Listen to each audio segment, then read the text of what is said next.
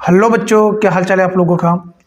देखिए बच्चों, अभी हमने आप लोगों को एक वीडियो मैथ का हमने दिया, जो कि आपका क्या है, नवोदय विद्यालय, सैनिक स्कूल और ज्ञान विद्या विद्यालय। ठीक बच्चों, और उसके बाद ये प्रवेश परीक्षा 2023 है। तो हमने एक वीडियो आप लोगों के लिए बना दिया है मैथ के लिए। और उसके बाद हम ये जो भी क्वेश्चन ले रहे हैं आप लोगों के लिए, ये बहुत ही ज़्यादा महत्व रखते हैं और बहुत ही इंपॉर्टेंट क्वेश्चन है। ये हर एक परीक्षा में क्वेश्चन आपसे पूछ ही लेता है। और आप अगर ढूंढेंगे तो आपके इस नवोदय की बुक में और आपके सैनिक स्कूल जो इन सब बुकों में ये क्वेश्चन बहुत ही रेयर कंडीशन में ही मिलेंगे।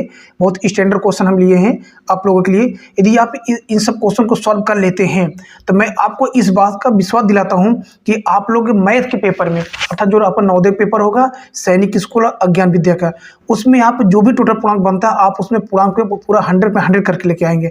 100% आपका क्वेश्चन सही होगा, आपका एक भी क्वेश्चन गलत होने वाला नहीं है। मैं ऐसे ऐसे क्वेश्चन सिलेक्ट करके बनाया हूं आप लोगों के लिए, ताकि आप जब परीक्षा देने जाएं तो वहां पर आपको प्रॉब्लम ना हो बच्चों।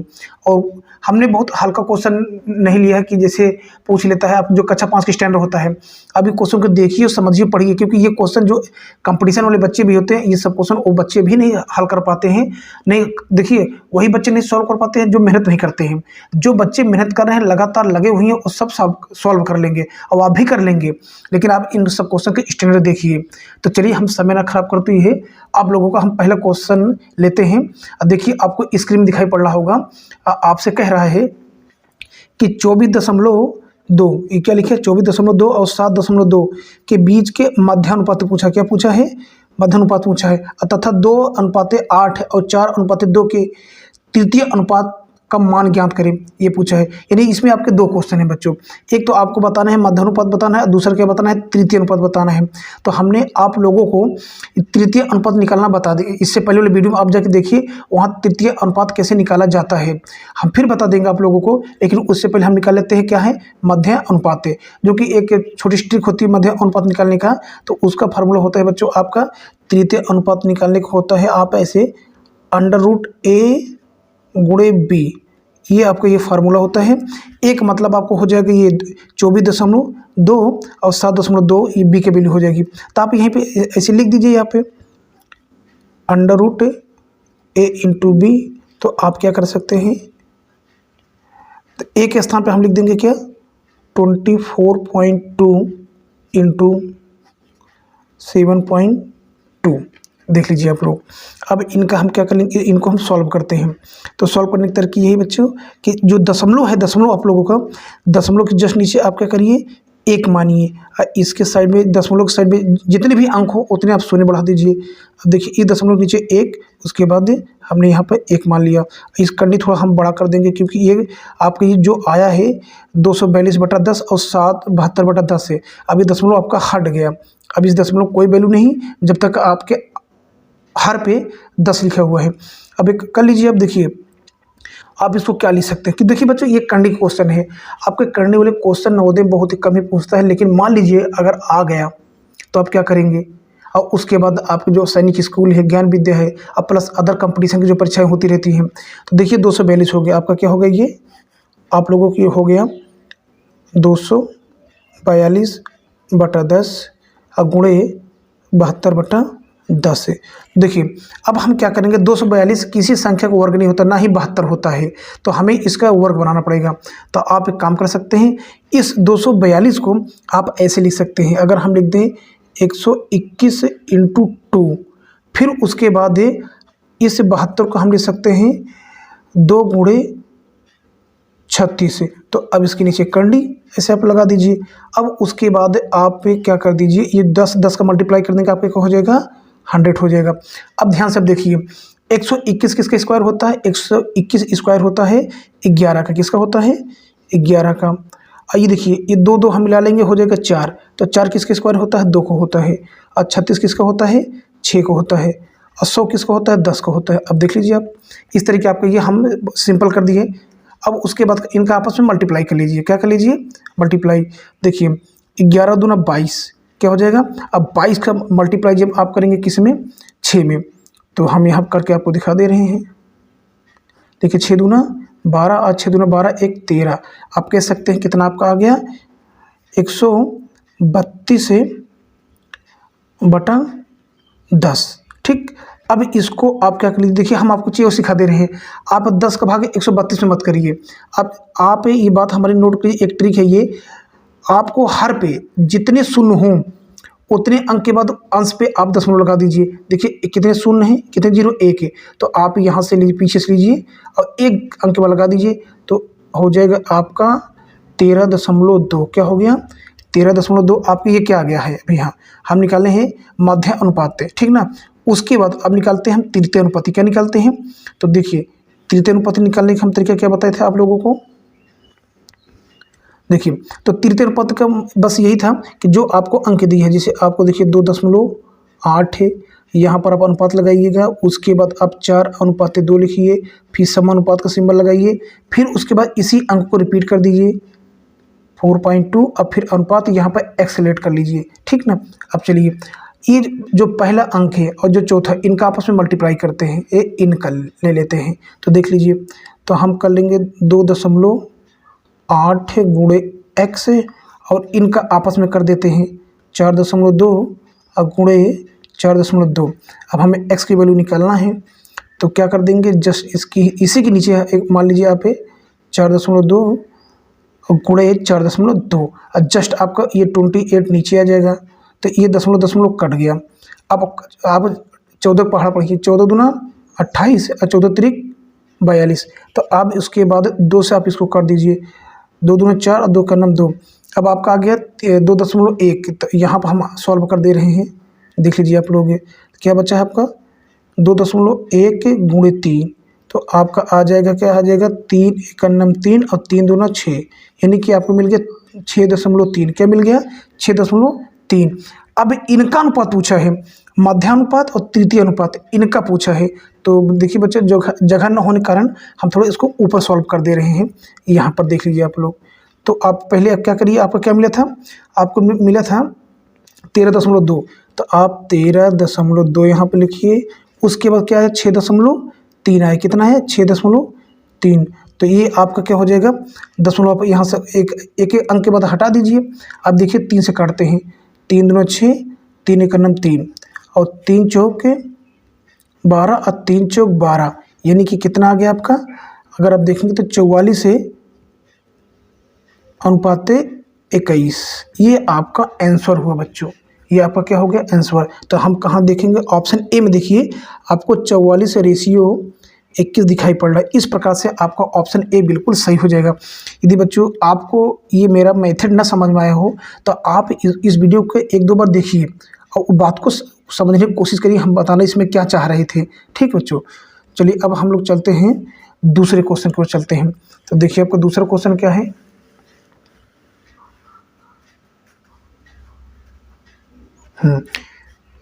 दूसरा क्वेश्चन आपका कह रहा है कि यदि किसी संख्या के 40% में, कितने 40% में 165 जोड़ा जाता है, तो परिणामी संख्या वही संख्या होगी, वह संख्या ज्ञात कीजिए। तो आप ये क्वेश्चन है। तो देखिए इसे कैसे किया जाएगा। जब भी आपसे बोल दे किसी संख्या, देखिए किसी मतलब हो जाता है अननोन, जिसके बारे में हमें पता नहीं है, तो जिसके बारे में पता नहीं उसको हम लेट कर लेते हैं, एक्स मान लेते हैं। तो मानो संख्या क्या है, एक्स है। हम अब कह रहे हैं हमने संख्या को एक्स मान लिया। के का मतलब हम इससे पहले वीडियो में बता दिए, मतलब गुणा। क्या कर दीजिए, के का मतलब गुणा 40%। तो ये 40% जब यहाँ हम लिखेंगे तो प्रतिशत को हटा देंगे, नीचे कितना हो जाता है बच्चों, 100 हो जाता है। कितना हो जाता है, 100। कह रहे कि 165 जोड़ा जाए, इसी में 165 जोड़ दीजिए, तभी आपका इक्वेशन बनेगा। फिर इक्वल, कॉमा लग गया है ना, हमने बताया था जैसे कॉमा लग जाएगा तो आप इक्वल मानिएगा। तो परिणामी संख्या वही संख्या होगी, क्या होगी, वही, नहीं कि यक्स होगी, क्या होगी, यक्स। तो वह संख्या ज्ञात कीजिए, मतलब अब हमको एक्स की वैल्यू बताना है। तो देखिए बच्चों इसको हल करते हैं। देखिए आप इसमें इसको पहले 0 से 0 काट दीजिए, ठीक। उसके बाद 4 का मल्टीप्लाई करिए, तो 2 दूना 4 और 2 पंजे 10। अब आपका बच्चा x इंटू 2, तो आपको हो जाएगा 2x upon 5 plus 165 equal x है। अब एक काम करिए, आप जो एक्स वाले एक ही जात के हैं जो, उनको एक साथ कर लीजिए। देखिए आप एक्स को यहाँ पर लाएंगे, या तो 2x उधर आप ले जाइए, 165 के यहीं रहने दीजिए। तो आपका 165 यहाँ पर रह जाएगा, ये एक्स हुआ। अब जब ये वैल्यू उधर जाएगी तो प्लस में तो क्या हो जाएगी, माइनस है। 2x अपान 5 पे। अब देखिए यहाँ पर हल कर लिया जाता है। अब हम तो आगे पीछे कर लेंगे, कोई दिक्कत नहीं होगी, लेफ्ट को राइट पर, राइट को लेफ्ट में कर देंगे, कोई प्रॉब्लम नहीं होगी। तो आप ऐसे कर लीजिए, x माइनस 2x अपान 5 इक्वल 165। चलिए 5 का आप इसमें x में मल्टीप्लाई करिए तो हो जाएगा आपका 5x माइनस 2x अपान 5 इक्वल 165। अब आप घटा देंगे, यदि 5x में 2x कितना बच जाएगा आपका 3x बच जाएगा। और देखिए यहाँ अपान 1 मान लीजिए और इनका आपस में क्रॉस मल्टीप्लिकेशन कर देंगे तो भाई देखिए ये घट गया, इधर अब 5 का जाके 165 मल्टीप्लाई हो जाएगा। तो 5 पे इंटू 165। अब उसके बाद देखिए 3 और x के बीच में कैसा सिंबल है, मल्टीप्लाई का है, तो ये 3 वहाँ जाएगा तो क्या हो जाएगा, भाग में बदल जाएगा। तो ऐसे कर लीजिए आप। अब काटिए इसको, 3 एकम 3 और 3 पचे 15 बचा 1, 3 पचे 15, यानी कि आप देखिए अब क्या हुआ, आपका बचा आपका x है, उसके बाद क्या हो जाएगा आपका ये x 5 इंटू 5 इंटू 5 है। तो जब आप इनका आपस में मल्टीप्लाई कर देंगे, देखिए 5 का पंख 25 हाँ सिला के 2 25 25 2 27, यानी आपका x की वैल्यू 275 कितना आ गया बच्चा, 275 आ गया आपका। यानी कि ऑप्शन आप देखिए ठीक से, तो ऑप्शन सी आपका बिल्कुल सही हो जाएगा। यानी वो संख्या कौन सी है, वो संख्या क्या है, 275 है। यानी 275 में 275 का 40% में 165 जोड़ा जाता है तो पढ़ने संख्या वही हो जाती है, तो कौन हो जाएगी 275। ठीक, आपको ना समझ में आए तो वीडियो को आप रोक कर उसको समझ लीजिए और 1-2 बार आप वीडियो देखिए, वीडियो की स्किप मत करिएगा ना, उसको तो 1.5x 2x मत करिएगा, नहीं आपको समझ में नहीं आएगा। देखिए हमने जो क्वेश्चन बच्चों रखा है, आपको प्रॉब्लम हो सकती है जो स्टैंडर्ड जैसे नवोदय का है, सैनिक स्कूल का, ज्ञान विद्या का, भाई और तो कहते हैं कि कक्षा 5 के स्टैंडर्ड होना चाहिए, लेकिन आपको लगता है कि कक्षा 5 के स्टैंडर्ड क्वेश्चन पूछता है आप लोगों से। चलिए, क्योंकि कंपटीशन इतना टफ है और सीटें बहुत कम हैं और बच्चे बहुत ज़्यादा हैं, तो आपको कुछ अलग से करना ही पड़ेगा। आपको ऐसे से क्वेश्चन चाहिए कि जो मतलब अधिकांश बच्चे नहीं लगाते हैं, आपको हम ऐसे से क्वेश्चन देंगे कि और आपको चैनल वाले इतने अच्छे क्वेश्चन नहीं दे पाएंगे। और आप लोगों के लिए मैं मतलब जितना हो सके अच्छे अच्छे क्वेश्चन मैं रेडी कर लिया हूँ, बना लिया हूँ। आप लोगों को मैं डेली 1-2 वीडियो प्रोवाइड करूँगा मैथ के अच्छे अच्छे क्वेश्चन। चलिए बच्चों, आते हैं हम लोग तीसरे क्वेश्चन को आते हैं। देखिए आपका तीसरा क्वेश्चन आपसे क्या कह रहा है, 45 छात्रों की एक कक्षा में कक्षा की औसत आयु 18 वर्ष है और 35 छात्रों की औसत आयु 15 वर्ष है। शेष 10 छात्रों की औसत आयु कितनी होगी, ये तो आपका औसत का है। देखिए अभी हम तो सेपरेट वीडियो बना रहे हैं आप लोगों के लिए कि उसमें नंबर सिस्टम, भिन्न के बारे में, लासा मासा, औसत के हैं, अनुपात के हैं आपके, उसके बाद मेंसुरेशन है, वर्क एंड टाइम है, प्रॉफिट लॉस है, परसेंटेज है, बहुत सारे चैप्टर हैं। मैं एक एक चैप्टर को आपको सेपरेट वीडियो बनाऊंगा, एक एक चैप्टर विथ उसके जो उसकी थ्योरी है, उसकी परिभाषाएं हैं, उसके बारे में पूरा हम आप लोग बताएंगे और एक एक क्वेश्चन सॉल्व कराएंगे। मतलब पूरे चैप्टर एक एक चैप्टर पूरा सॉल्व करा देंगे, फिर उसमें से टॉप क्वेश्चन लेंगे जो आपके परीक्षाओं में पूछ सकता है और पूछे जाते हैं हर बार। तो देखिए औसत का बहुत सिंपल होता है, वैसे बच्चे तो जानते होंगे औसत का फार्मूला क्या होता है, नहीं पता तो हम लिख दे रहे हैं औसत का फार्मूला क्या होता है। देखिए औसत बराबर आपको होता है कुल संख्याओं की योग। यहाँ क्या होगा बच्चों, आपको आप लोगों को कुल संख्याओं का योग बटा कुल संख्या। ये देखिए कुछ बच्चे तो ये सोच रहे होंगे कि सर क्या क्वेश्चन बता रहे हैं, ये फार्मूला हमको आता है। हम मान सकते हैं बच्चों आप लोगों को आता होगा, लेकिन कुछ ऐसे भी बच्चे हैं जो बिल्कुल क्या होंगे, लर्निंग होंगे, जो सीख रहे होंगे, उनको नहीं पता होगा, इसलिए हमको एक एक बेसिक चीज़ भी बताना पड़ रहा है। ठीक बच्चों, हमको सबको लेके चलना है ना। तो देखिए अब यहाँ आपके क्वेश्चन 2 स्टेप में होगा। अब यहाँ पर देखिए क्या कर लीजिए, 45 छात्र के कुल छात्र कितने हैं, 45 दिया है। अब इनका योग निकला, औसत आपको दिया कितना, 18 दिया है, तो आप औसत के नीचे 18 लिख दीजिए। क्या कर दीजिए, 18 कर दीजिए। कुल संख्या, तो हम अपने ओर से क्या करते हैं, कुल संख्याओं को बार बार लिखने से बचने के लिए उसको हम x मान लेते हैं। क्या मान लेते हैं, x से। और देखिए कुल संख्याओं के योग को हम x मान लेंगे और कुल संख्या हमको 45 दिया है। तो बच्चों अगर जब आप इनका क्रॉस मल्टीप्लिकेशन करेंगे तो आपका x वैल्यू आ जाएगा 18 45 को गुणा करिएगा। 18 45 के जब आप गुणा करेंगे तो यहाँ पर लिख दे रहे हैं, गुणा करके आपको दिखा दे रहे हैं 18 45 गुणा आएगा कितना। तो आपका ये आ जाएगा। उसे देखिए कहाँ गुणा किया जाए, यहाँ पर थोड़ी जगह बचाने के हमको गुणा करना पड़ेगा बच्चों। देख लीजिए ऐसे कर दे रहे हैं हम, 35 और 18 का गुणा। तो जब 35 है, सॉरी 35 और 45 है, सॉरी बच्चों 45 है। तो जब हम 45 से 18 गुणा करेंगे तो हमको मिल जाएगा 810। कितना आएगा, 810 आएगा। कितना आ जाएगा, 810। देखिए 18 और 45 का गुणा करेंगे कितना आ जाएगा, 810। ये जो आपका 810 आया है बच्चों, ये 810 आप लोगों क्या है, जो 45 बच्चे हैं और उनकी औसत आयु जो 18 वर्ष है उनका योग का मतलब ये हो चुका, ये आप 45 बच्चों की उम्र को, उनके एज को जोड़ेंगे तो कुल कितना निकलेगा, 810 निकलेगा। इसी प्रकार से अब हम कर लेते हैं किनका, कह रहे 35 छात्रों का। देखिए 45 में से 35 को बोल दिया, कितना बोला, 35 आपसे बोला है। तो 35 छात्र से बोला है तो ये कुल संख्या होगी और उनका औसत आयु कितना है, 15 दिया है। तो फिर आप ऐसे लिखिएगा 15 कर लीजिए। यहाँ पर औसत लिखा जाएगा, इस फार्मूले के अनुसार लिखा जाएगा, इस फार्मूले के अनुसार। यहाँ पर कुल संख्याओं की योग, यहाँ पर एक बार हम x माने थे, यहाँ मान लेंगे एक बार y मान लेंगे। क्या मान लेंगे, y। उसके बाद कुल संख्या कितनी है, 35 है। कितना है, 35 है। अब फिर हम क्रॉस मल्टीप्लिकेशन करेंगे तो यहाँ पर आपका क्या आ जाएगा, y आ जाएगा। तो 15 और 35 का जब आप गुणा करेंगे तो आपको मिलेगा 525 से। आप गुणा करके चेक कर लीजिएगा, आपको यही मिलेगा। कुछ अगर त्रुटि होती है तो आप हमें क्षमा करिएगा। वैसे मैं मल्टीप्लाई किया हूँ, 15 35 का 525 होगा और 18 45 का 810 होगा। अब देखिए बच्चों आप लोग, अब आपसे पूछा है शेष 10 छात्रों की औसत बताओ। तो आप यहाँ बताइए, हमने 45 छात्रों के लिए लिया 35 से, तो आप बताइए अगर आप 45 में 35 घटाएंगे 10 ही तो बचेगा ना। उन्हीं 10 बच्चों के बारे में आपसे पूछा है कि उनकी औसत आयु क्या हो, औसत पूछा, क्या पूछा है, औसत। लेकिन अब देखिए ये था आपका जो x निकला, ये था आपके 45 बच्चों की उम्र का योग, ये था 35 बच्चों का उम्र का योग।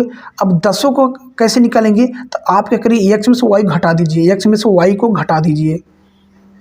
तो x में y का मतलब ये हो कि x की वैल्यू कितना है, 810 है और y की कितनी है, 525 है। तो इसको घटा दीजिए। तो 10 में से 5 गया 5, फिर 10 में से 2 गया 8 है, और यहाँ 7 में से 5 गया 2, 285 ये जो निकला है बच्चों, ये 285 निकला। उन 10 बच्चों के योग निकला है जो छूट गए थे। अब इन्हीं का औसत पूछा, क्या पूछा है, औसत।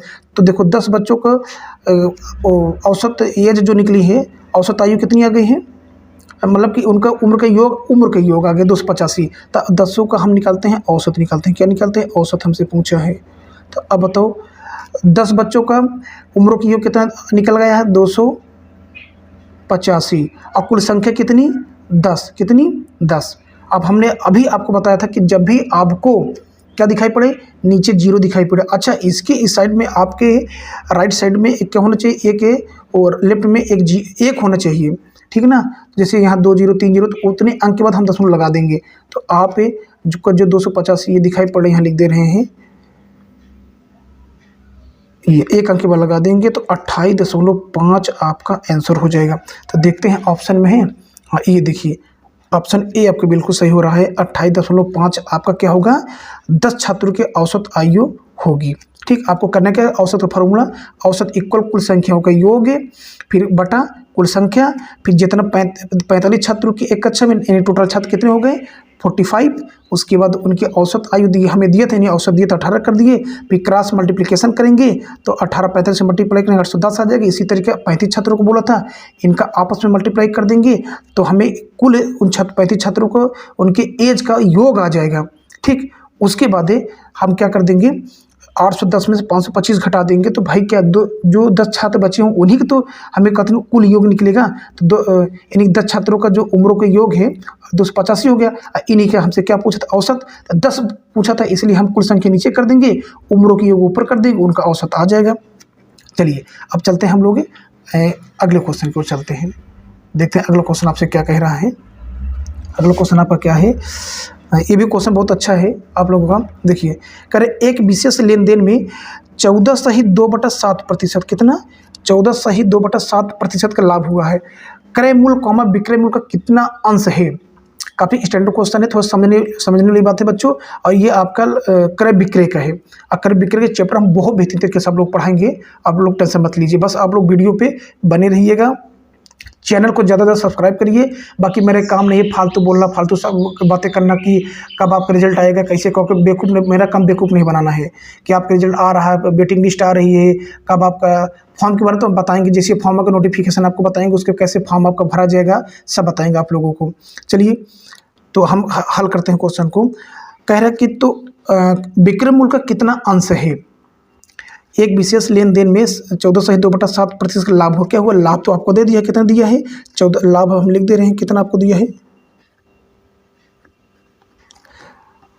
14 सही 2/7% लाभ को लाभ दिया है, लाभ दे दिया है।